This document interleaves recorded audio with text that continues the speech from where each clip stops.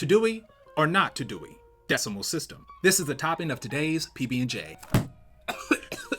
One of the most well-known names in library science is Melville Dewey, the founder of the Dewey Decimal Classification System. DDC is broken down into 10 broad categories, with numbers assigned to those areas. As useful as DDC is for organization, Melville's belief system has bled into the library classification system that he created, and the effects are still visible today. Though classifications have changed over the years, more numerical space is still given to white, Eurocentric, and Protestant topics than others. Originally, any content written by a Black author was filed under 326, colonization.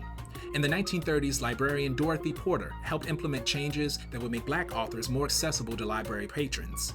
While political books that focus on white men are filed in the 900s under history, political books focusing on Black people are filed in the 300s under social sciences. Politics relating to indigenous, immigrant, or women's rights are also still not filed under history today. The Dewey Decimal System classifies women's work separately from jobs, and African American culture separately from American culture. It puts the working animals, such as cows, sheep, and horses, in an entirely separate category from animals including lions and tigers. In the Dewey Decimal System, the 200s are designated for all religions. However, 200 to 289 focus on subjects specific to Christianity. Only 290 to 300 is reserved for every other world religion.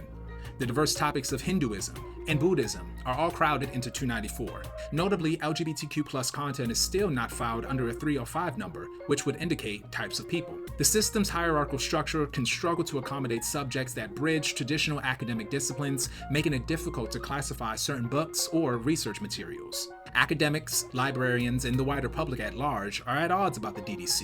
Yet, we still need organization within these institutions. So, what are some alternative solutions? Folks like Melissa McKenna, the head of adult services at Traverse Area District Library in Michigan, have spearheaded initiatives to change the subject headings on books. Those are the tags on a book that make it easily searchable. Subject headings sometimes use outdated terms, such as when indigenous religions are referred to as mythology. The Darien Library in Darien, Connecticut introduced the Dewey Light System, a system that hacks Dewey to remove its underlying biases and idiosyncrasies by adding another layer of classification over the Dewey number. Nonfiction books still have a self-address via Dewey, but now they are first grouped by their overall likeness and then arranged in Dewey order within the higher grouping. Genreification, the process of organizing, classifying, and categorizing books by genre, has been sweeping libraries and bookstores for over 2 decades now. Still, hundreds of libraries operate under the Dewey Decimal System. Should libraries universally embrace the process of genreification like Darien and the Saginaw Chippewa libraries? What can leave and what can stay from the Dewey Decimal System?